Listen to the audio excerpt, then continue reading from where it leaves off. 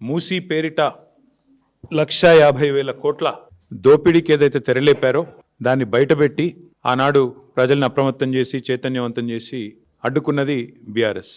అట్లాగే లగచర్లలో గిరిజనుల మీద దాడి చేసి వారి భూములు లాక్కొని తన సొంత అల్లుడి కంపెనీ కోసం అక్కడ ఫార్మా విలేజ్ అని ఒక ప్రతిపాదన పెడితే ఆ విషయంలో కూడా ప్రజలకు అండగా నిలబడి ఆ స్కామ్ను కూడా బయటపెట్టింది బీఆర్ఎస్.